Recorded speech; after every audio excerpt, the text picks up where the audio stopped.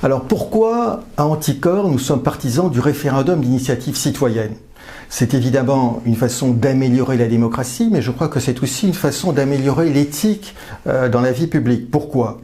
D'abord parce que le référendum d'initiative citoyenne permet à des citoyens de prendre l'initiative de lois, et en particulier de prendre l'initiative de lois que jamais le législateur n'adoptera, parce que le législateur est en situation de conflit d'intérêts. On voit déjà qu'il ne réussit pas à adopter une loi pour imposer le casier judiciaire vierge à des candidats aux élections publiques. Il n'arrive pas à imposer de loi qui permet la traçabilité des lobbies. Et démonstration par l'absurde, il n'arrive évidemment pas à adopter une loi qui organiserait d'une façon ou d'une autre le référendum d'initiative citoyenne. Donc ça existe en Suisse, ça existe aux États-Unis, je crois que nous aussi, nous pouvons le faire. Ensuite, le référendum d'initiative citoyenne peut être abrogatoire.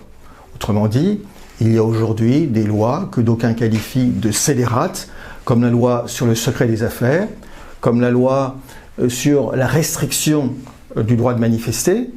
Eh bien, ces lois devraient pouvoir être abrogées sur une initiative citoyenne. Les Italiens l'ont fait quand Berlusconi avait fait adopter une loi organisant l'immunité du président du Conseil. Si les Italiens l'ont fait, nous aussi, nous pouvons le faire. Ensuite, le référendum d'initiative citoyenne peut être révocatoire. Alors, il y a des élus qui sont réélus par la prime à la casserole, par le clientélisme. Mais il n'est pas évident qu'ils ne céderaient pas la place à la faveur d'un référendum révocatoire. Ça a eu lieu en Californie récemment. Je pense qu'en France aussi, nous pouvons le faire. Et puis, le référendum d'initiative citoyenne, il est aussi constituant. Et là, ça interdirait une situation comparable à celle que nous avons vécue en 2005, où le peuple français avait dit non à un référendum sur le traité constitutionnel européen, et quelques mois plus tard, les représentants du peuple ont dit oui à un texte comparable.